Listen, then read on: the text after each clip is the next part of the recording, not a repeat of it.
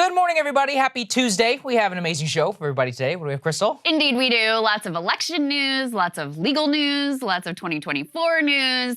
First of all, I'm sure you guys saw our dueling speeches in Pennsylvania over the past several days with President Biden and former President Trump, both the kickoff to the, launch to the midterms, the final stretch here, but also kind of the unofficial kickoff for 2024. So we'll start with that. We've also got some legal updates. The judge sided with the Trump team, is saying, yes, let's go forward with a special master. We'll break down what that means. Definitely a setback for the government. How much of a setback for the government? Unclear, so we'll dig into all of that. Also, there's been a big question about what the hell is going on over at the National Republican Senatorial Committee with their money in particular. Rick Scott is heading up that outfit. First of all, it's become very clear that a lot of people completely hate Rick Scott because they are leaking to the press on him like crazy. There's also a feud between him and McConnell, but we have some new details about how exactly they spent all of that money and put themselves in a very difficult position down the stretch here. We have a new prime minister of the UK. We will tell you about her and what it might mean for our war with Russia in Ukraine. We also have an update out of California that is actually potentially very positive. Last week, I told you about how they were considering something called sectoral bargaining for the fast food sector, where basically all workers at fast food restaurants, large chains, would be able to be subject to the same conditions negotiated at the statewide level, so everybody's wages would be lifted. Theoretically, that is going through, so could have major implications there and around the country. We have Jordan Chariton. His team has been on the ground in Jackson, Mississippi, where they have been without water, so we've got an update for you there. With all of that out of the way, let's get to these two dueling speeches from current President Biden and former President Trump. We'll start with Biden. So they really sort of built up to this speech as this is going to be, a big discussion about the future of the country and the threats to democracy, et cetera. They did this in Philadelphia. We'll get to this in a minute. The staging of it was quite dramatic, let's say. Here's a little taste of what the president had to say. Donald Trump and the MAGA Republicans represent an extremism that threatens the very foundations of our republic. But there's no question that the Republican Party today is dominated, driven, and intimidated by Donald Trump and the MAGA Republicans. And that is a threat to this country.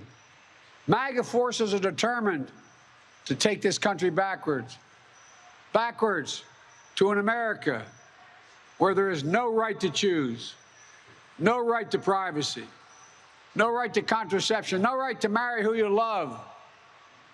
They promote authoritarian leaders and they fan the flames of political violence that are a threat to our personal rights, to the pursuit of justice, to the rule of law, to the very soul of this country. Throwback to 2020 campaign. Yeah, for sure. So I got kind of excited when I saw the commentary about this speech because I didn't watch it in real time. I watched it after the fact. And I saw the visuals, which let's go ahead and throw the picture up on the screen. A lot of people really honestly the famous photo. Melting down over this photo because, of course, the real threat to democracy is red LED lights. There was a whole discussion about the optics. And I got excited when I was like, oh my God, he's like embracing dark Brandon. And I do think that's kind of what they were trying to channel, right? Yeah. I think that was kind of intentional. So, and then there was a whole freak out about the content of the speech. So I was like, oh, maybe this is like really something. And then I listened to it and I was like, this sounds like the same thing that I've heard for 4 years. I mean, it's fine. I don't have an issue with it. There was a major meltdown over the speech, over the optics around it, over the whole thing. And I was like, my problem with it is just sort of like, not actually that powerful of a speech and just similar banal language that we've heard for Democrats for years. This is just the clear banality of. I mean, listen. We did this in our last show on Thursday. This is the correct strategy if you're Joe Biden. You do not want to run on the economy. You do not want to run on inflation to the extent that you've had limited political success. CHIPS Act, the Inflation Reduction Act, all of those other things. As we've all said, that's very likely not to move the needle. What moves the needle? It's getting people to come out and vote against something. And by getting people to come out and vote against Trump, that's how he got elected to the Oval Office. So he is returning right back to that frame. We've got Trump at the top of mind. We're going to be talking about Trump here in this show. Trump himself very happy to embrace this because it helps solidify his hold over the Republican Party. And Ben Shapiro's analysis, I think that we brought everybody last Tuesday, is eminently correct, which is that the more that you make this about personalities and about these two dueling figures rather than any underlying social force of which people people originally were coming to vote out against as Republicans, this is exactly what any unpopular politician or 41% or whatever approval rating, this is exactly what you want, which is you're not voting for me, you're voting against the other side, especially by tying it to abortion. I think very strategic choice there by the Biden administration. And I think there's a couple things that are, because I mean, it does sound to me, to my ears, very similar to rhetoric we've been hearing from Biden since, it sounds like an echo to his 2020 campaign and the way that he ran that and the sort of themes that he ran on. So there was nothing to me shocking about that. The couple of things that are new that makes it hit a little bit different is, number one, as you're pointing out, Saagar, now we have the overturning of Roe versus Wade. So that gets layered into making the case that Republicans are outside of the mainstream, that Republican elites and the elected officials and Trump are sort of, on the extreme fringe. So that's sort of added into it. And I think does give the argument more heft, because we are seeing, and we're going to cover this more in the midterms block, the way that women have been extraordinarily moved, and it really has shifted the ground, that decision. The other thing is, I mean, last time Biden was running, we hadn't had Stop the Steal yet. We hadn't had January 6th yet. We hadn't had fake electors schemes yet, and all of that part of our history now. So I do think that sort of changes the context and the backdrop for it. But look, we know that as much as I would love for them to be running on an affirmative vision, Democrats haven't told us what they would do if they win, if they manage to keep control of the Senate, if they manage to add a couple seats and have a crack at doing something bigger than what they were able to do with Manchin and Sinema by basically running the show. Republicans also haven't told us what they're going to do. So I do think that it's an effective argument. I think it's the argument that has led to Democrats having a shot at keeping control. But I found the like panic attack over it, I found it kind of amusing. And there were a lot of people who were like, oh my God, the norms and the guardrails, who, when it comes to Trump, they were like laughing at the pearl clutchers for the same thing. Let me just say this. Anybody who's like, oh my God, he used the military. You ever heard of the Mission Accomplished speech by George W. Bush? Like, I'm just going to say, like, these norms were shattered a long, long time ago. And this also just gets to,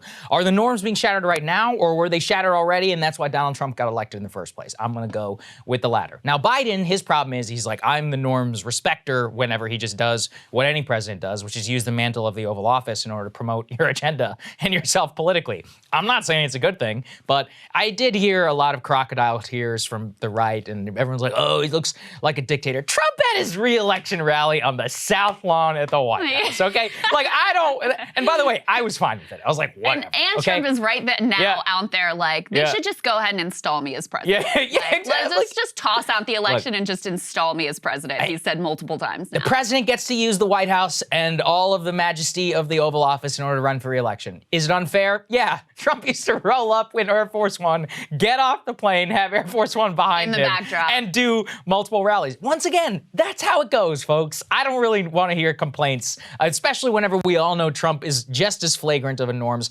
violator, and maybe those norms are stupid and annoying and were always fake in the first place. The norms were never my issue with. I have many issues with Donald Trump that we've talked about here plenty of times, but the all the pearl clutching about like, oh my gosh, the guardrails, the norms, how could you? The civility, where's the civility? Okay, relax, everybody. That's right. And this is the additional context for this speech. Let's go ahead and put the latest polling for this from the Wall Street Journal that just continues to show Democrats gaining ground.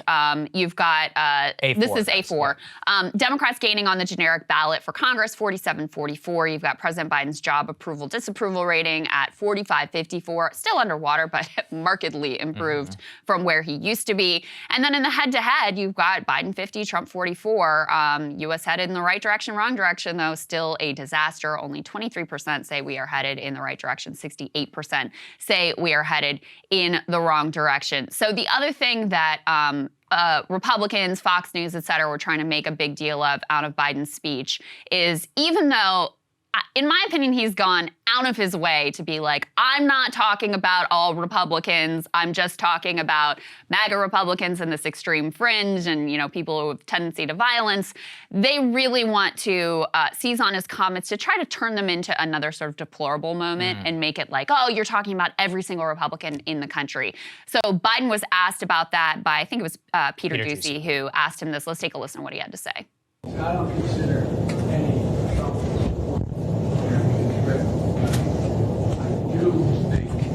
anyone who calls for the use of violence fails to condemn violence when it's used, refuses to acknowledge that an election has been won, insists upon changing the way in which the rules and count votes. That is a threat to democracy. Democracy. So he says there, I don't consider any Trump supporter a threat to democracy. I do have a problem with people who, support violence. So getting a lot of questions on this. Again, this is the thing that a lot of Fox News types are sort of seizing on to say, oh, he hates all of you, and he's saying you're all fringe and that every Republican, and he does have to continue to make it clear that's not what he's saying, because they definitely want to make that case that, like, they just hate you and think you're evil and think you're extreme, et cetera, et cetera. But in my opinion, he made it pretty clear in the speech that's not what he was saying. Beyond even that, beyond the strategy, that's the smart thing to do. I mean, what you want to do, and I'm not saying it's moral, what I'm saying is that it's not like Republicans haven't said that a vote for any Democrat is a vote for radical left policy. That I've watched and lived through the last several of these campaigns.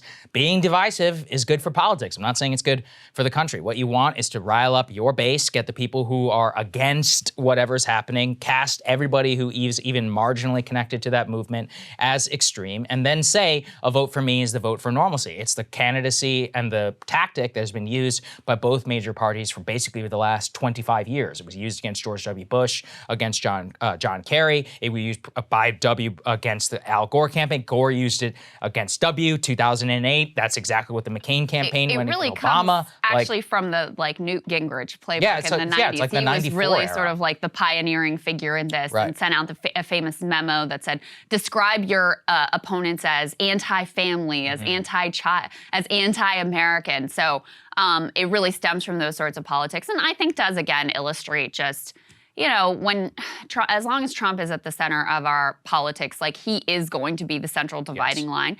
It works very well for him within the Republican base. It doesn't work out particularly well for the Republican Party as a whole. We saw that in 2018. We saw it again in 2020 when they, lost the White House. We saw it very much in those two Georgia Senate races where Democrats are then able, by this narrow margin, to gain control. And I think you see it now, where I have no doubt if Trump was not such a central figure to the election right now, Republicans would be in a better spot for the midterms. Again, Dobbs and overturning of Roe versus Wade has also been a major part of shifting the ground towards Democrats, but I think Trump is further complicating the situation for the Republican Party right now, and y'all better get used to it, because he is definitely not going anywhere. His candidates, by and large, won their primaries. They are at the forefront of the Republicans' efforts to take back both the House and the Senate, and as we're about to get to in a moment, he is now out on the stump campaigning for them. Yeah, I mean, look, 80% of the people who voted in the Republican Party to impeach Trump are now gone. They're either retired or got their asses kicked out of office. So you tell me who's in charge. And as long as he's at the forefront, as the Dems ran against Trump in 2018 and in 2020 and 2016 as deplorables, these people, are with him, extreme, why wouldn't you do it again? I'm not, obviously it didn't work for Hillary, but it worked for Joe Biden. It worked in 2018. For the midterms, they have a decent hit rate. The problem is it guarantees pretty much a close election, more divisiveness, but this is always the thing. It's like, is Trump the cause? Is he the effect? I would say he's both, right? Yeah, but the fact is, he's here to stay. And the way he gives a speech, I mean, look, we're about to talk about it, but it's not like you see anything all that different over on what's going on there. Yeah, for sure. So he gave a speech, kind of in a way, a response to Biden. He also went to Pennsylvania to Wilkes-Barre, campaigning for the Republican candidates there, Mastriano and Dr. Oz. I did listen to the whole speech just so I wasn't, only listen to the snippets that were getting clipped out on Twitter or whatever. And it's exactly what you expect. It's Trump's speech. He's obsessed with Stop This Deal. He's still obsessed with Russiagate. Oh my God, relived a whole story about Adam Schiff and Donald Trump Jr. and all this stuff. And newly obsessed with the FBI raid. And that was the bulk of what he talked about. Let's get a little taste of that. The evil and malice of this demented persecution of you and me should be obvious to all, and it is. Even media companies that are pretty far left have come out and said, we can't believe this is happening in the USA. We are being assaulted by the same group at the FBI and DOJ that just a few years ago declared no reasonable prosecutor would charge crooked Hillary Clinton. Now these same people, the exact same people, are sending the FBI storming through the home of their #1 political rival. It's a disgrace like possibly never before. Our country's never seen anything like it. They talk about documents not being properly stored, yet they go in and take documents, dump them on the floor, stage a photo shoot, and pretend that I had done it, like I had put them all over the floor. They took that back after a lot of prodding. Then they put out for public consumption a picture which is seen all over the world. This is what they do. It's called disinformation. These are very dishonest, sick people. He was so upset about that photo. He's very upset about the photo, but notice what that speech is about. Me.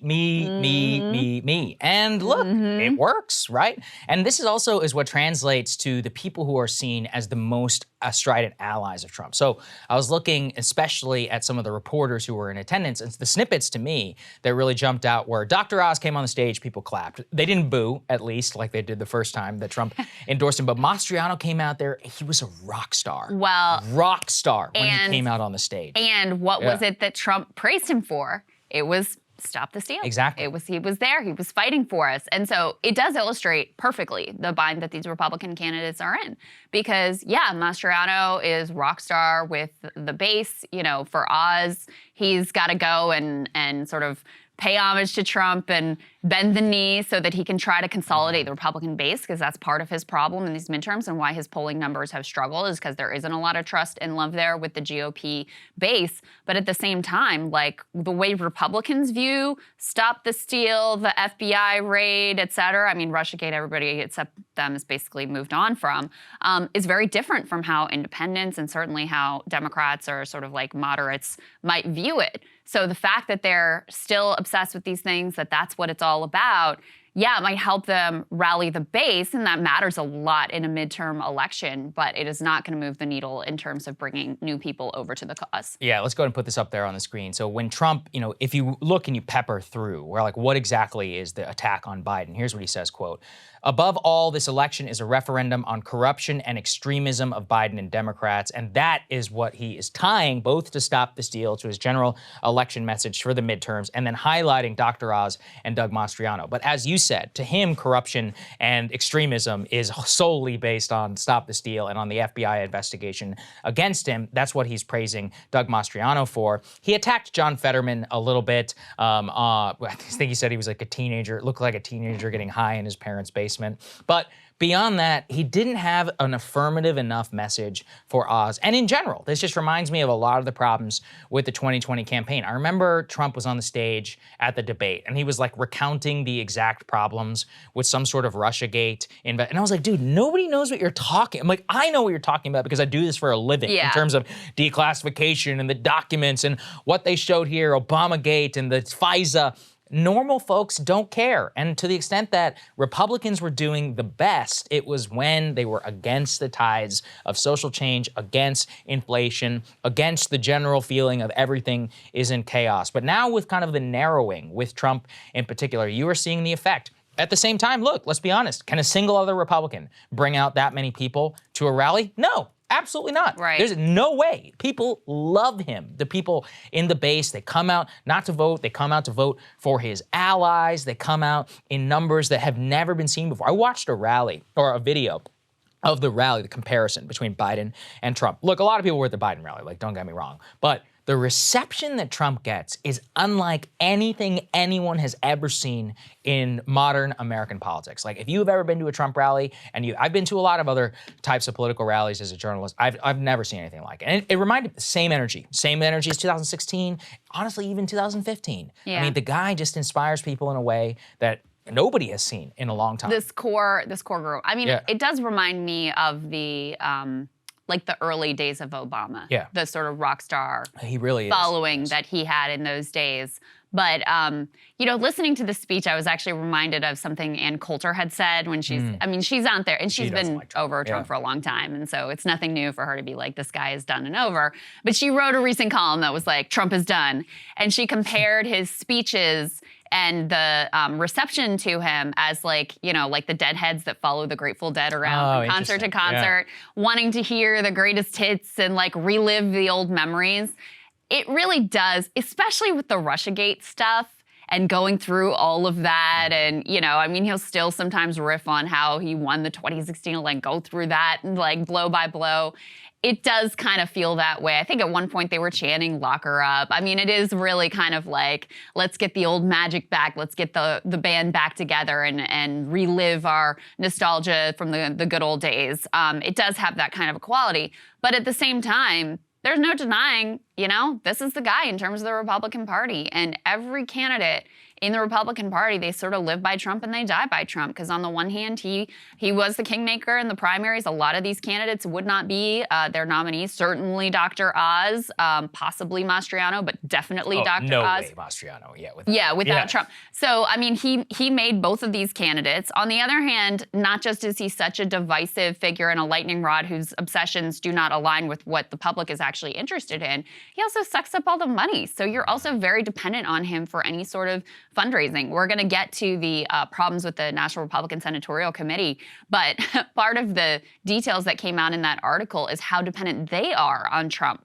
for their fundraising. Like every fundraising email they send out is about Trump. It's not about, hey, here's what we're going to do, or even about like, oh, the Democrats are terrible and here's how they're destroying the country. It's like all about Trump. They are completely dependent on him, but they also are extraordinarily limited by him for how far they can go. Yeah, that's right. And let's put the poll up there on the screen as well. Just again, to underscore this, the Mar-a-Lago raid boosted Trump amongst GOP voters. Yeah. They say may damage him with most voters. I don't know. I mean, listen, I never have any way to know. What history teaches us in general is that the more the country becomes mired in the details of these idiotic investigations, well, the more that people generally lose interest, and in general, it has helped Trump. Is this one different? Because this one might actually lead to his actual indictment, which all signs currently point to. Yeah. To be clear, on what timeline, I have no idea. Will it damage him? Maybe.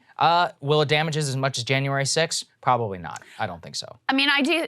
Look, in my opinion, I've expressed this before, this is qualitatively different than Russiagate in that there is very clear there. And you see that certainly, by the way, Republicans who were initially very enthusiastic about defending him have now gone pretty quiet, with some exceptions.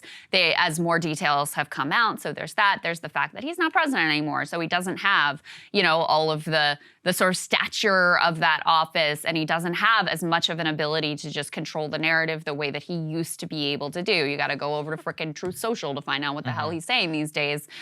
So I do think that those things make a difference, and clearly, now we've had enough polling to see overwhelmingly American people think the search was justified, and they think that, a majority thinks he should be prosecuted if he is in fact in violation of the law. So I do think it continues to kind of harm him with normies who, like it or not, are still very they respect the FBI, they want law and order, really. And so it's definitely bolstered him with the base. I really think it strengthens his position in terms of making sure he secures the Republican nomination. All of the talk from a couple months ago about DeSantis rising the polls and whatever, I think this kind of nips that in the bud. But I do think it's one more thing that reminds people who had kind of forgotten a little bit in him being a bit quieter, how obnoxious this guy, how chaotic it is when he's around, how divisive it is, and how much they were swayed by the Biden narrative of let's just calm things down and let's just try to get back to whatever normal actually is. Well, we'll see how that looks. And listen, I mean, I think the Dems are in a better position than they've been in for a long time. There's a lot of multifaceted reasons as to why. Trump is certainly one of them. At the same time, the reemergence and reascendance of Trump more from, not to say he wasn't already in charge, but especially to put him at the top is very good for him personally. So. Well, listen, this really, it obviously is the kickoff to the final stretch for the midterms. Right. No doubt about that. Both these guys out there making their respective cases, and Trump and the Republicans there's no splitting them apart. So that it is going to be a choice election. I think that's pretty clear at this point. Welcome to hell, but folks. I also would say this is the unofficial kickoff for 2024. This is these campaigns and elections start earlier and earlier. Trump could announce any time. The expectation is Biden will also announce fairly soon. So this is the path we're going to be headed down for quite a while now, yes, guys. the redux is truly here. Just like Hollywood, the sequel nobody asked for. And yet will get shoved down their throat. Okay, let's talk about Liz Truss. So let's go and put this up there on the screen. Last night, the news broke. British Conservative Party members have chosen Miss Truss, the quote, hawkish foreign secretary, over Rishi Sunak, who is the Chancellor of the Exchequer. She will take over the country in a quote, serious economic crisis. And from what we have seen this morning, our time, Ms. Truss went over to Balmoral Castle in Scotland and officially was, I forget the exact process, but having watched The Crown, I know it's something involves kissing the hand and becoming the leader of Her Majesty's government. So Boris Johnson has, I believe, resigned at this point in the show, gave a speech, a farewell speech, warning about the economic crisis, about the problems ahead. Liz Truss, having been the foreign secretary under Johnson and having been intimately involved in Ukraine policy, that's probably what matters the most for our purposes. Now, don't have to take a genius when even the New York Times is describing you as the, quote, hawkish foreign secretary. In general, we're going to see a continuation of UK policy. Maybe they can ship some weapons over to Ukraine under this government instead of bailing out their own businesses. However, more importantly, again, is that the posture of the UK government, which there were possibilities of change in terms of some of the other candidates who are up for grabs, really is not changed at all in terms of how the Anglosphere will be presenting itself and towards the conflict with Russia. Michael Tracy found this insane portion of a Q&A with Liz Truss about her willingness to use nuclear weapons. We forget that, Britain is, of course, a nuclear-armed power. Here's what she had to say. Now, look, here's another question. One of the first things, and very briefly if I could, one of the first things that will happen when and if you become Prime Minister, you'll be ushered into a room, very privately at number 10. Will be laid out in front of you what are called the letters of last resort, your orders to our Trident boat captain on whether you, Prime Minister Liz Truss, is giving the order to unleash our nuclear weapons. It would mean global annihilation. I won't ask you, would you press the button? You will say yes. But faced with that task, I would feel physically sick. How does that thought make you feel? I think it's an important duty of the Prime Minister. I'm ready to do that.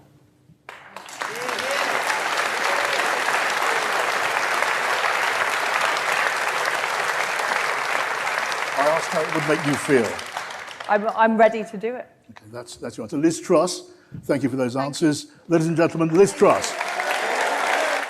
I mean, I would just hope for a little bit more empathy or it's the most solemn responsibility a leader can have.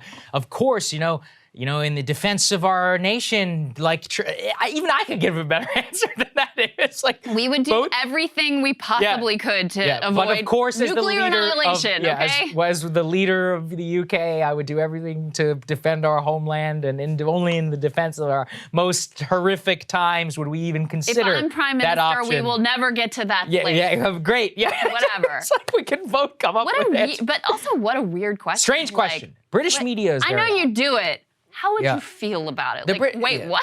The way that they question their politicians over there is insane. Also, their laws are nuts, in terms of they have this whole thing where you can basically, if you have enough complaints against you, the government can investigate you, Oxfam or whatever it's called. I remember this whole thing whenever the Piers Morgan, Meghan Markle thing was going down. So anyway, sorry, UK, you actually don't have nearly enough of a free press as we do, even though they're going to protest. I'm also just going to say this, and y'all can call me sexist or whatever, but there is a problem with these neoliberal type women wanting to prove that they're as tough and as Hillary, hawkish neocons. It is. It's Hillary. I mean, you see it.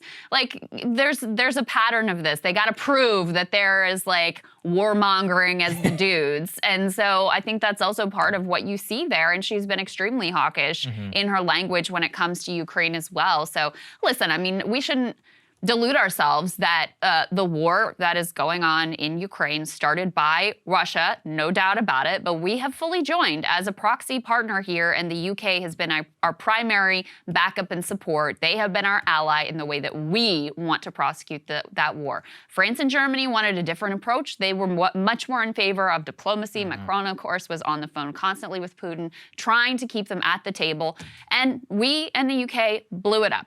So no doubt about it that she is going to continue to be a full partner in whatever it is that Biden wants to do with regards to this war. Here's what she said in March, quote, Putin must lose in Ukraine as the Foreign Secretary of the UK, making it very clear here what the posture will be. In fact, people are saying that she could not only double down, but increase British support to Ukraine. And here's my thing, in terms of their positions and all of that. You can have position whatever you want, but then you need to pony up and you need to be a major actor in the conflict. And they're not. And let's be honest. I mean, they are, if anything, some sort of client state of ours. Johnson going over there, I don't know if it was on his own behalf or on ours. I don't know what those conversations look like. I'd be willing to bet there probably was some input on our side. We just seem to be taking this very odd, backseat but also interventionist policy, which is the worst of all worlds, right? Which is that you're basically writing a blank check to a foreign government. No foreign government is ever going to act purely on your interests. And then we don't seem to be really taking any steps in the other direction. And then we're letting these Euros basically sit on their hands and do nothing, bailing out their own people. And we're supposedly stepping up and doing all of the military assistance. I mean, if it's so important to you that you're willing to spend, in France, Germany, and Britain's case, hundreds of billions of euros or pounds, then you would want to see some sort of requisite step up. If it's so existential, then you do something in Ukraine as well. And yet, I don't see them as the ones driving the train here at all. Like I said, they wanted a different approach, and we basically were like, no. Well, the UK is having the same approach, right? Oh, absolutely. So it's very hypocritical on their part. 100%. Yeah. Well, and she says she wants to increase their defense budget. Well, then do it, and then we can send less. So I think,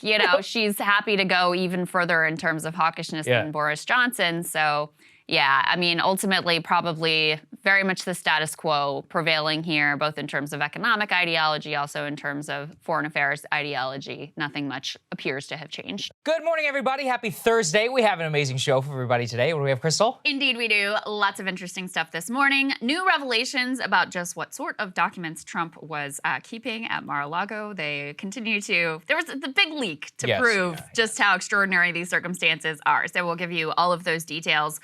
Also, Bill Barr, Trump's former attorney general, who was, by his side through the Russiagate stuff and defended him in a lot of instances when he was attorney general, he is now making some pretty extraordinary comments about just how much evidence there is against Trump, about how he thinks that the DOJ could be close to having enough for an indictment, about also responding to people calling him a rhino, which is kind of preposterous. So we'll play those comments for you as well. Also new developments out of Ukraine. Putin actually going and giving a big speech, some interesting things there. They're buying weapons and sort of refueling and restocking from North Korea. So what does all of that mean? New developments in that Pennsylvania Senate race between Fetterman and Oz. Oz, as we've been reporting, has been more aggressively going after Fetterman on his health, pushing him to debate. Fetterman says he will debate. Yes, so I think all eyes will be on October. that. All eyes will be on that moment when that comes down in October. Crazy, crazy story out of the state of Nevada, Las Vegas specifically. This dogged investigative reporter, really phenomenal reporter there in Las Vegas who had looked into mob ties and the Las Vegas shooter and all kinds of corruption, all kinds of stories, was murdered at his house. Now they have arrested a politician who had been the subject of this reporter's investigations, and he had just FOIA'd some new documents on this politician. This guy is now arrested in connection with this murder. Absolutely insane story. Finally, we've got some developments for Steve Bannon, who has been indicted in the state of New York. The reporting suggests it's related to this, what is it called? Rebuild the Wall. Rebuild the Wall. Rebuild the Wall fundraising grift, where they raised all kinds of money from Trump backers and supporters with the idea, we're going to go out and build the border wall, and then they never did. Instead, they bought themselves yachts and things like that. Derek Thompson will be back on the show talking about how America is a rich death trap. It's not just on COVID. It's on basically every metric. Americans die at quicker and at higher rates than other developed nation peers. Gun deaths, overdoses, car accidents, all of the above. What is going on there, and what critically can we do about it? But before we get to that, we've got a little discount for you. That's right. Don't forget, Counterpoints is launching next Friday with Ryan Grimm and Emily Jashinsky to celebrate that and in order to really just not fund this show, but even further operations. As a reminder, we're hiring somebody as well. We're giving a 10% discount on the annual membership. Now, as we've said before, that money, annual membership specifically, help realize the cash immediately and help us be able to plan all the way out into the future. It's tremendously helpful to us. That doesn't take a genius to figure out that things are up and down in the advertising markets, YouTube ad revenue, podcast ad revenue, all that stuff comes and goes. You cannot bank on it whatsoever. The only people that you can bank on are you, and we always appreciate the way that you guys show up for us. So there is a link down in the description. And again, it will run until October 6th. We deeply, deeply appreciate all of you who have stepped up. And if you can, there's a link right there. So thank you all again. Let's get to the show. Yeah, thank you guys to those of you who have already done it. The response has been really, really appreciated. So thank you for that. And make sure if you're able to go ahead and jump on that discount. Okay, let's get to the very latest in the Trump Mar-a-Lago document FBI situation. So last time we spoke, the judge had ruled against the government and had ruled in favor of Trump and said, hey, we're going to go forward with appointing a special master to sort through all of these documents and kind of, punting on the question of whether a former president can assert executive privilege, but leaving open the door to such a claim. So the government, having taken that law, sort of said, okay, that's fine. How about we leak another little juicy nugget to the press here? And this is pretty eye-opening. Let's go ahead and put this Washington Post report up on the screen.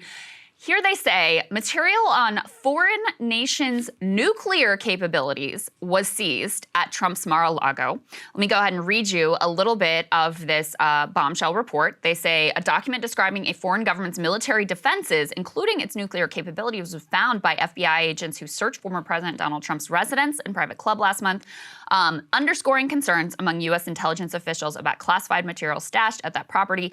Some of those seized documents detail top-secret U.S. operations so closely guarded that many senior national security officials are kept in the dark about them. Only the president, some members of his cabinet, or a near cabinet level official could authorize other government officials to know details of these special access programs. According to people familiar with the search, documents about such highly classified operations require special clearances on a need-to-know basis. So you can't, it's not just you have top secret clearance. You have to have top secret clearance and then get special authorization on top of that to be able to view and even know about these documents. They are kept not just in the SCIF, but under lock and key inside the SCIF. So it's like a SCIF inside a SCIF. That's how sensitive these documents allegedly are, according to this report. And of course, we had previously, I think Washington Post also had the leak earlier that there was some nuclear related documents here. So now we're getting a little more specificity about exactly what that means. Let's go ahead and put this next piece up on the screen, just underscoring how sensitive these are. This was, part of what made this such an eye-opening revelation, that some seized docs were so closely held, only the president, a cabinet or near cabinet level official could authorize others to know. And Saagar, previously they had also reported that some of the FBI agents involved had to get special clearances in order to be able to deal with some of the documents that were seized. They don't say where these documents were taken from. We know that most of the documents were either in the storage room or in President Trump's office. We don't know where these particular documents were. It's also important to remember that Trump has been hosting all kinds of characters in his office. There's photos of him with Nigel Farage in his office, with Bolsonaro's son in his office, with Ray J for some reason in his office.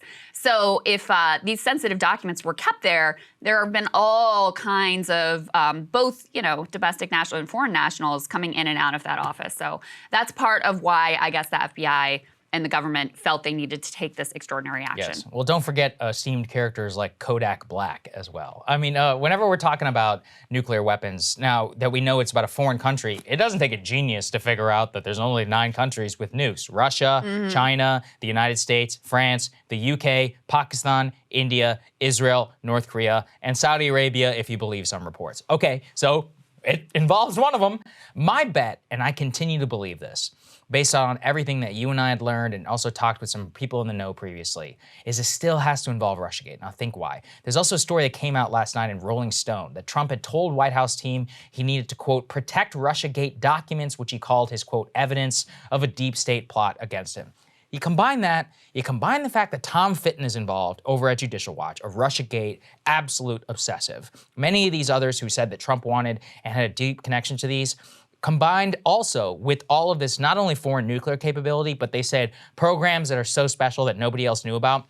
I recall that based on the initial ODNI investigation, when they were like, we determined that Putin himself ordered this, there were leaks out at the time that this was a result of human intelligence from a source all the way up in the most highest circle of Putin's advisors. And so you put these things together, of course, a human intelligence classified source in Putin's inner circle, that would be one of the most sensitive areas. If you think back to some of the other famous Soviet spies that we had, it was actually very similar in terms of how we used to handle that type of information. And it would also make sense that that person would be giving the U.S. information, as we always have had spies in Russia. And what we care most about is what their nuclear capabilities, their cruise missiles, and all that are. I'm just speaking, from pure speculation. Yeah. Could be North Korea. Could be Iran too. Wouldn't surprise me if it was North Korea. Trump had a deep obsession with North Korea as well. Yeah, I really don't know. I really don't know. And it's also possible, because there's a lot of documents that were seized. I mean, we're talking about, what was it, hundreds of classified documents, but then thousands of just government documents overall. So it could be some of this is Russiagate related. Some of it we know was like Kim Jong-un's love letters and things that he found like special for whatever reason, and wanted to keep as just like mementos as his time as president. And so it could be a mix of a lot of different things. I have no idea. It could be related to Saudi. It could be Israel. We also know that there was information there reportedly about like Macron's love life, like dirt on Macron. So could be France. I mean, like I genuinely. See, that I would support declassification. I genuinely don't know. But this is another. What I took from this report, first of all, is like, okay, it was possible that the nuclear documents that had been reported before were actually no big deal. Because you can imagine things that are really, really, really sensitive. And then you can imagine things that are like kind of common knowledge and publicly reported already and not actually that big of a deal. This seems like the government's attempt to once again, to the public, make the case that like, no. These documents were a big deal. This was on the side of super, super, super sensitive, not something that you would just like wave a hand and like, I think I'll just declassify these because I feel like it. Not in that category of thing or things that are subject to overclassification, that these truly were genuinely sensitive, closely held secrets that could only be viewed by the highest level of government officials on a need-to-know only basis. And so the fact that the government is clearly trying to make this case in the public sphere, I mean, that's, you have to understand the sort of like cat and mouse game that's going on here. Their response to, okay, you're getting your special master, here's our next move. To leak this sort of information tells me that they probably are building towards an indictment. Yeah, because once you put so much out into the public sphere, where, I mean, it's become increasingly totally clear that if it was anyone else, the indictments would already have come down. It wouldn't be any sort of a question. So once you have all of that information out there, how do you not indict him? It creates a big political problem for you on the other side if you do not then go forward with an indictment, given everything that the public knows at this point. Yeah, and we also got some news last night that the FBI wanted to interview Trump's body man and personnel management officer at Mar-a-Lago, who followed him on the way out of the White House. Just to give even more color to what you're discussing, there's a specific nuclear classification that refers to, it's like SFRD. So the abbreviation for, quote, formerly restricted data, which does not mean, by the way, that it was no longer classified. That is reserved specifically for the military use of nuclear weapons. And also in the subpoena were 100 plus classified documents in August that were marked HSC, which is a category for highly classified government that refers specifically to human control systems, human being human intelligence. So, moles, spies, information gleaned from those sources. You put put those two together, those, of course, are the most classified secrets in the U.S. government, specifically in the intel community, and it makes sense they would be paired together. Often, our spy, some of the most highly valued spies in U.S. history, the so-called billion-dollar spy and others in the Soviet Union, are ones who gave us deep clarity and information into the Soviet nuclear arsenal at the height of the Cold War. Yeah, and Klippenstein describes this, it's almost like a religion among these guys, protecting those sources and methods. And so it should be. I mean, the billion-dollar spy was killed. Lives are literally on the line, at keeping those sorts of things secret. So anyway, that's the very latest in terms of what we know about what he was holding on to. We still don't know why he was holding on to it. We still don't know why, even after the government came calling, he continued to sort of obfuscate and hold on to these documents. His lawyers attested, oh, yeah, we gave you everything. We did an exhaustive search. And in just a matter of hours, the FBI was able to turn up far more documents than had been originally turned over willingly by the Trump team. So a lot of questions still there. Lots of very interesting stuff going on in Ukraine, and we're going to start with that southern offensive. So to preview, it's actually interesting. Now, we have been describing this as the offensive. We've been using the Ukrainian language. The U.S. government declined to actually acknowledge it is an offensive up until yesterday, when Colin Kahl, the deputy chief over at the Pentagon, affirmatively called the Ukrainian military move an offensive. One of the reasons why they had been reluctant to do so is because then we have to judge, is the offensive successful or not, rather than is it a campaign, is it a pre-operation, is it a whatever. Anyway, so now we are using the Ukrainian and the U.S. government definition that Ukraine is in the midst of an offensive. So how's it going? Well, it's a mixed bag so far. As we discuss, this town of Kherson has called off that poll where they originally were going to vote onto whether they wanted to join Russia or not. Not saying it's going to be a free poll or a free vote or anything like that. But anyway, the Russians felt the need to call it off in the midst of these, quote, tactical operations. But what really caught my eye was a rare bit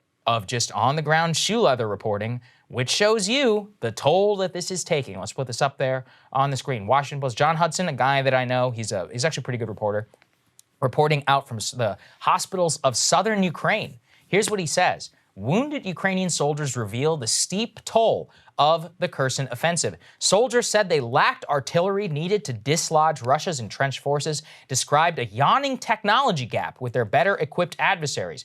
Interviews provided some of the first direct accounts of a push to retake captured territory. Here's what one wounded Ukrainian soldier said, quote, "They used everything on us. Who can survive an attack for 5 hours like that?" Describing a lengthy barrage of cluster bombs, phosphorus munitions, mortars. He and others talked about, from 7 different units, offered a view of basically a technologically outmatched military on the front line. And in many of these cases, we're talking about guys who have lost limbs, who have been badly, badly wounded, littered with shrapnel and with others. And I think, Krystal, it's a grim view into what's happening because, look, we have shipped some $40-something billion worth of arms to Ukraine. President Biden announced, Secretary Blinken announced just this morning, he's in Kiev, that we're sending $2 billion more. President Biden is now asking for $13 billion. We have sent untold numbers of weapons, rocket systems, all kinds of defense things to Ukraine.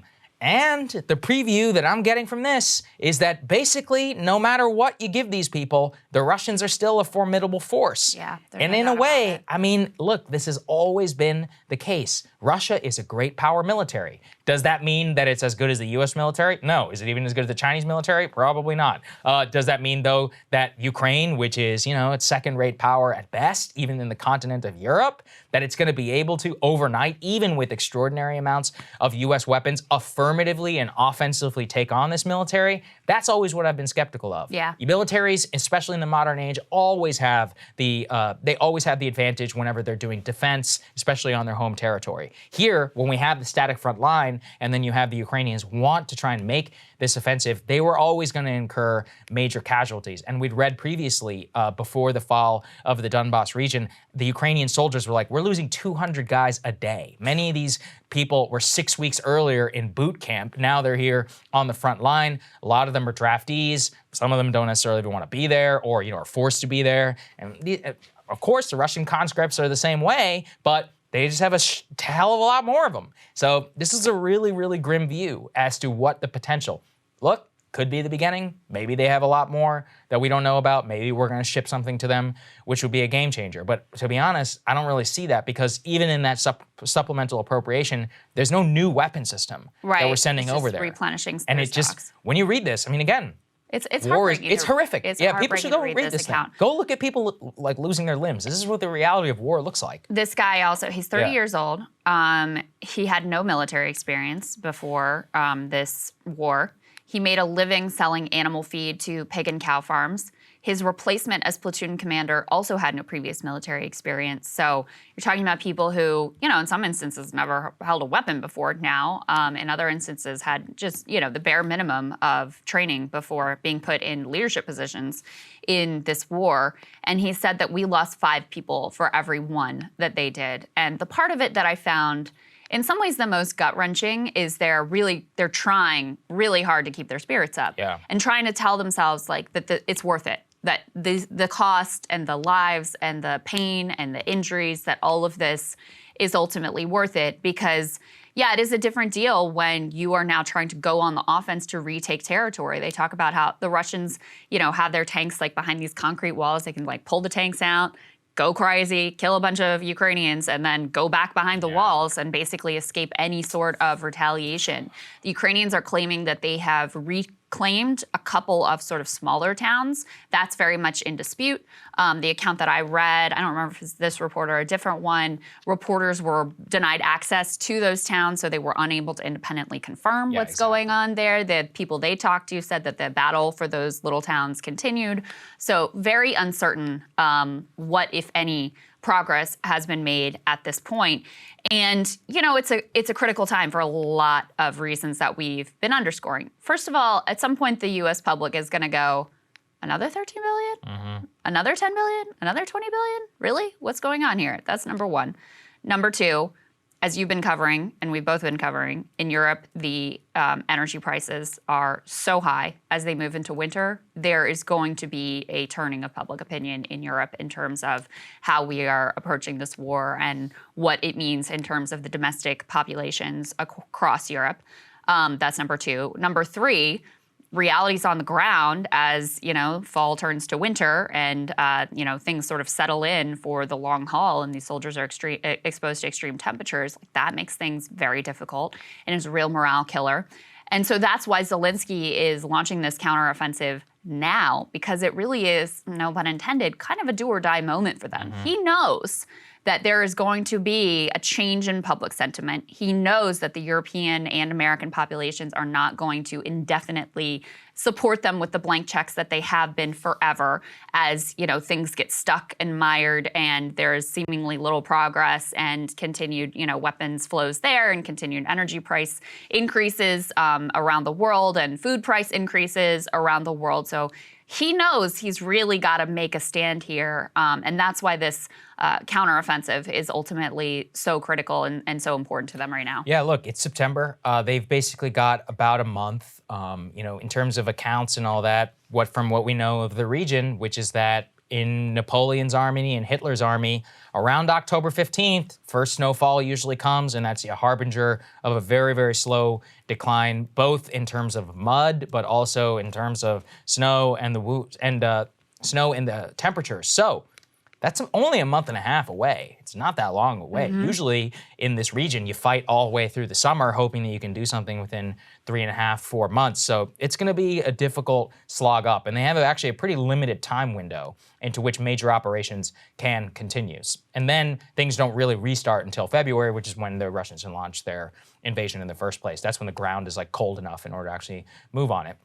So anyway, I think it was important to give people an update as to what the reality of this stuff really looks like. It's a terrible account. We'll have a link in the description. People can go and read it for themselves. It is becoming more of a central campaign issue, Fetterman's recovery from his stroke that he suffered just before the Democratic primary. And, it is very clear in his speeches that he is not all the way recovered. His campaign is saying, not only does he have some speech issues, he also has some auditory, some hearing issues. So I know some of the interviews that he's been conducting recently, he's got the closed captioning so he can make sure that he, doesn't miss any of the language, any of the words that are being spoken. Just to give you a sense of that, here's a little bit of John Fetterman on the stump. Please understand the stakes in this race. Send me to Washington, D.C. so I can work with Senator Casey and I can champion the union way of life in D.C. Thank you very much, and it's an honor. I live 8 minutes away from here, and when I leave tonight, I got 3 miles away, Dr. Oz in his mansion in New Jersey. You've got a friend and you have an ally. Send me to Washington, D.C. Thank you very much. Thank you, Steelworkers. So you can see they're struggling to get through, the talk there at the end. And the Pittsburgh Post-Gazette just put out an editorial saying, basically, let's go ahead and put this up on the screen. His hometown paper. They say basically Oz has been very nasty about the way that he's gone about this. But the truth is, they say that said, Mr. Oz has raised legitimate concerns. If Mr. Fetterman's communication skills have not yet recovered sufficiently to effectively debate his opponent, many voters will have concerns about his ability to represent them effectively in Washington. While he has gamely undertaken more campaign events and media interviews in recent weeks, Mr. Fetterman still speaks haltingly and relies on closed captioning to fully understand his conversation partners. This was all sort of sparked by this conversation about would he or would he not debate. There was a debate that was upcoming that he backed down of. Now the very latest is, and let's put Politico up on the screen here, he says he will debate Dr. Oz. He will do that in October, not specifying which debate or providing an exact date. But the expectation is he is going to be on the debate stage. And, I'm someone who thinks that that's important. I think it should be required of all candidates that they answer questions. And then voters can decide for themselves whether they feel, that his health concerns are enough for them to change their mind and change their vote and go in the other direction or not. They deserve to have that information. I think there's no doubt about it. But I also, and this is where I come back to the point I was making about Dr. Oz that I think you might disagree with, but because they have been so aggressive and so mean-spirited in the way that they've prosecuted this case, they've also set the bar very low for Fetterman. So if he's able to perform in a reasonable way on the debate stage, he doesn't have a very high bar to clear here. It kind of reminds me of, Biden during the Democratic primary when there was a lot of talk about I don't know if this guy's up to it at all.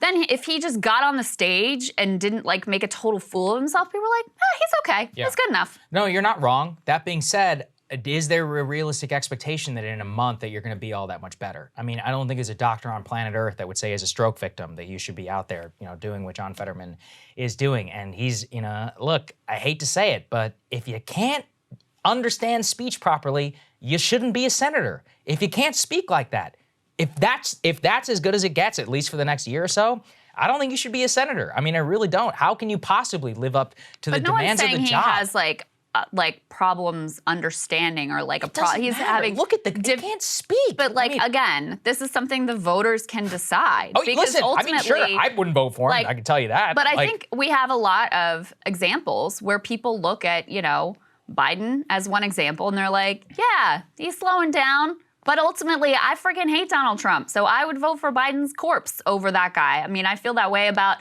Bernie Sanders post-heart attack. I would take Bernie because he represents an ideology and is going to be there on the policies that I care about over anybody else, even if his health is flagging and if he's, slowing down physically. So I really think a lot of voters feel the same way, where it's much more about okay, do they represent my values, number one?